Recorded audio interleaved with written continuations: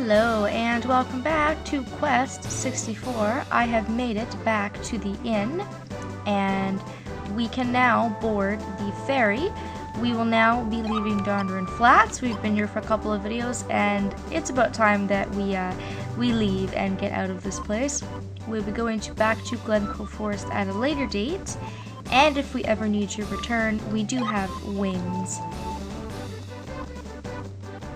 In order to board the ferry, all you have to do is go into the room on the boat, come back out, and you'll magically be in the next area. I've already talked to the ship captain in a previous video. So, walk in here, walk out, and ta-da, we're in a whole new area. What am I gonna do? The wind has stopped, and now the lake is flowing in the wrong direction. If it stays like this, we can't make the crossing to Larapool a fine kettle of fish. Oh, but that's where I was going. That's okay.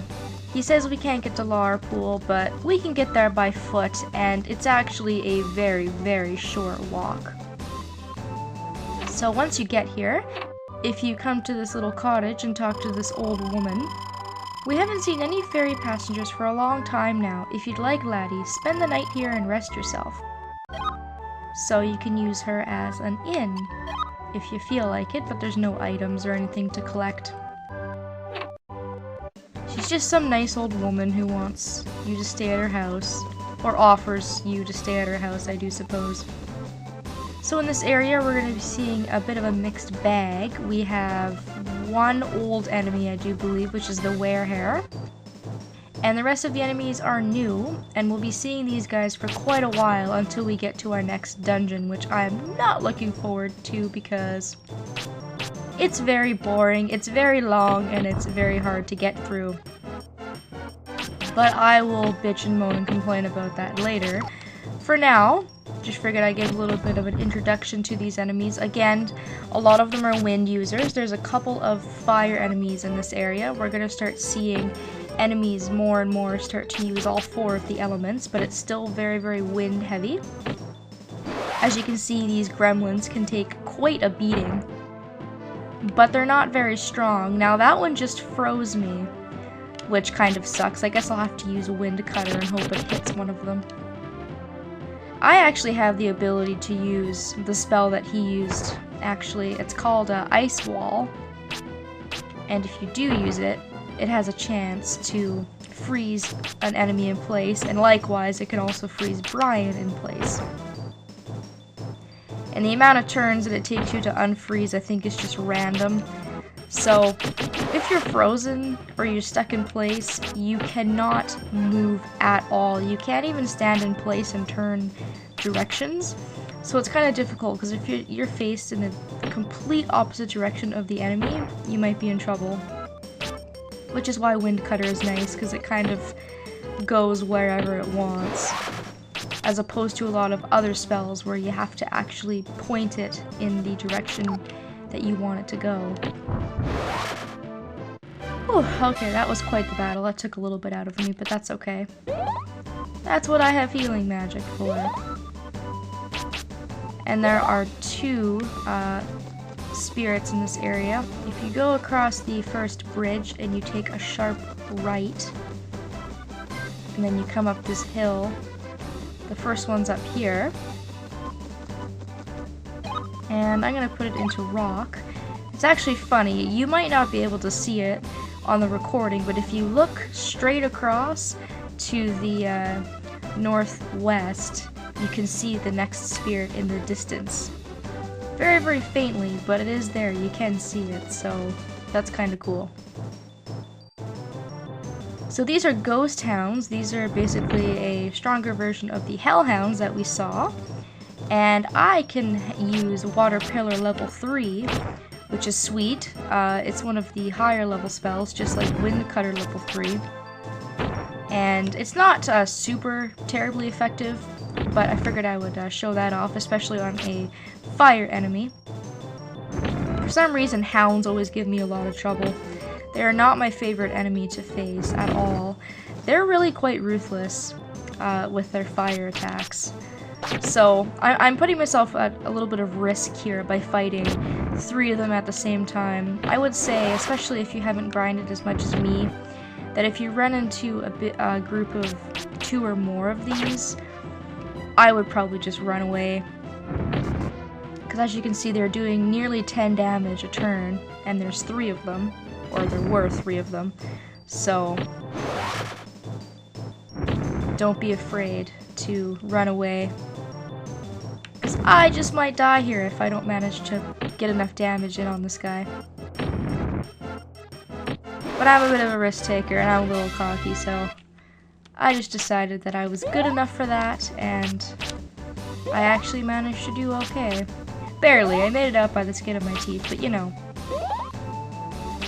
There's a couple more enemies that we have yet to see in this area, but we'll be here for a while, so we'll probably run into them at a later date. Just gonna go ahead and heal up here. Grab our last spirit, and then we can get to Larapool. I should probably pull up the map so everybody can see where it is that we are.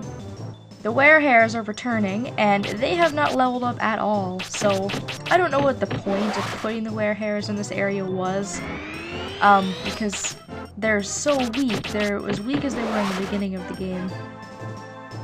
So, I'm not too sure about that, but that's okay. I don't mind an insanely weak enemy. Take care of them first, then we can focus on the orcs here. Just like the goblins, they can buff. And their defense has gone up.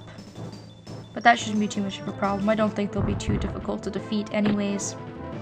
I'm glad that I'm pretty balanced at this point in the game. Now, I got disorientated. I was just about to walk away without grabbing the spirit. That would have been really dumb. Luckily I didn't. Alright, we're now leveled 15 in each element, which is awesome. I'm going to work on getting 20 water. That's going to be my next goal. I'm going to run away from these ghost hounds because I just want to get to Larapool before this video ends. Because I have to do a lot of grinding and practice for the next dungeon, so I might as well leave things off in Larapool. So I will pull up the map at this point. So you can see we are in a whole new continent, and we've got quite a bit of stuff on the map here, a couple of random houses scattered along the world map area. We've got Larapool, the Blue Cave, Call Hazard, Normoon, and the Windward Forest, all of which we need to go to. So when you come to this crossing on the road, you want to go to the right, and this will take you to Larapool. And we'll be going to Normoon at a later date. So, I mean, the guy didn't take us too far away from Larapool, actually, which is quite nice. Brian's used to getting attacked by all these monsters anyways, so it's fine. It's no big deal. And here we are. This is probably one of the most beautiful cities. I really like it, and I really love the music. I really dig this place. It's really quite cool. The music's actually very similar to Dondoran, so let's talk to some town folk and see what's been going on. I haven't seen you around here before. On your way somewhere? I can't believe anyone would be so foolish when it's so dangerous to travel, but if you remain in our town, you'll be safe. Yes, stay in your safety bubble. I'll go out and slay all the monsters. We can get some wings from the shop. You're a wee lad to be traveling about. I'll give you blue wings. They might be of help. You must remember that wings will not work in forests or caves, only in wide open spaces, blah blah blah. So, we've got our wings for Larapool. I strongly suggest getting those because the distance between Normoon and Larapool is really big. It's quite a large area to walk back and forth to, and we will be needing to backtrack to Larapool. Right now, there's not a whole lot to do here. This is just our first visit, so definitely pick those up. Next stop is the inn. I do believe Larapool is one of the only places you cannot get bread. If you talk to this girl in the inn, she will give you mint leaves, which will restore your MP, but I do believe that there is no bakery in order for you to get bread. What do you say, lad? This is a proper hotel and tavern. Not much food left, but would you like a room? Sure. Brian must be hungry. I don't think he has eaten the entire journey. He's probably like a wizard. He doesn't need to eat. And here's Shannon. The ferry boat has broken down, and I seem to be stuck here in this town. It seems that an evil force is casting a spell upon the water and the wind. They call this place Larapool, the water capital. Across from the southern cavern is Normoon, city of wind. One place or the other may hold your fortune. Well, that's real vague, thanks. She wasn't of much help, but if we go upstairs and we go into this room, we can talk to this lady in her fancy getup. This is Leela. She is a sorceress. My destiny is to protect Larapool, but somehow the wind has stopped blowing. The reason can be found near the city of wind, Normoon. When the wind stops, demons are free to spread throughout the land. I am using all of my powers as water spirit to fight them off. Our world is balanced by 4 different spirits. If one of them should become stronger or weaker than the others, we are doomed. I have only enough power to protect this single region. Master Brian, you must help protect the rest. Why, thank you. You are much more helpful. We probably shouldn't tell her that we're throwing off the world's balance by not leveling up fire, but she's kind of the water sorceress, quote-unquote, of the game. Down there is the entrance to Blue Cave. As you can see, it's still covered in water. There is no way that we can get there. So the mysteries of Blue Cave still surround us. And if we do go into this house, I do believe, we talk to this old guy. He looks like a gnome. He'll give us some information about Blue Cave. I've heard the entrance to a cavern known as Blue Cave is located somewhere in this town. It leads to a mysterious, beautiful valley. According to an old saying, if the protecting waters recede, the water leading to Crystal Valley will be opened. My grandfather told me about it when I was small. Up till now, no one has ever found the entrance. Really? You've lived here God knows how long and you've never seen this big gate-type area with stairs that's surrounded by water? Not very observant, but we can't do anything about that right now, so that is about it. Like I said, really not a whole lot to do in Larapool. Make sure you grab those wings, and then when you're ready, head on out. And our next destination is Normoon, like the townsfolk have told us. And now that you have the wings, you'll probably want to keep 2 wide open spaces. Don't go into the next dungeon until you're ready, because it is the second longest dungeon in the game. It is long, it is boring, and it's very easy to get lost. So when you come back to the crossroad, normally the way to the left would be where you would go to get to Normoon and also to the forest. But if you don't want to waste time, then don't bother coming this way because it's kind of a dead end at the moment. But I'll just show this off for the sake of doing so before I get to the next part, because I'll probably want to start the dungeon in the next part. So we've got some plains here, very boring. It looks like there's a big forest fire and all the trees burnt down or something. We're going to be seeing an awful lot of brown coming up. I do believe the next dungeon is just all brown with all like rock type enemies. What's in this big chasm? I don't actually remember. I think it just looks over the area. The area itself is nice. Like, Larapool is really beautiful. But the surrounding areas, not so much. So just keep on walking, and walking, and walking. Of course, it's very linear. There's only one way to go. These enemies frighten me, the wolf ghosts. They're just so freaky looking. And they have an avalanche attack, which can be pretty devastating. I'd watch out for those guys as well if you run into a big group of them. But when you keep going, you run into this house and a bridge that unfortunately we're not going to be able to use, and that's why I said not to come this way, because if you come this way hoping to get to Normoon, you will be sorely disappointed. As you can see, the gate is closed, and unfortunately we actually can't walk up to it, whack it, and open it.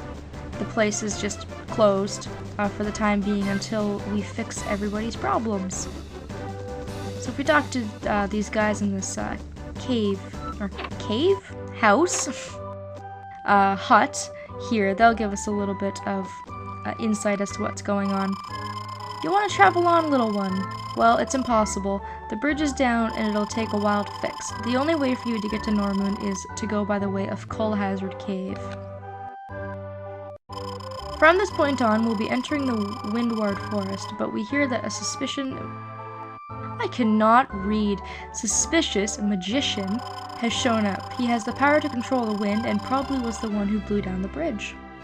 Aha! So things are out of order with wind right now, as the townspeople have explained, and so unfortunately the forest is off limits to us, and we are going to have to take the extremely long and pain in the ass way around to get to Normoon. So on the map here we have visited all 3 houses, I want to say. Maybe not the 3rd one, but we have visited some of the houses on the open world map here. We've been to Larapool, we've gotten the wings.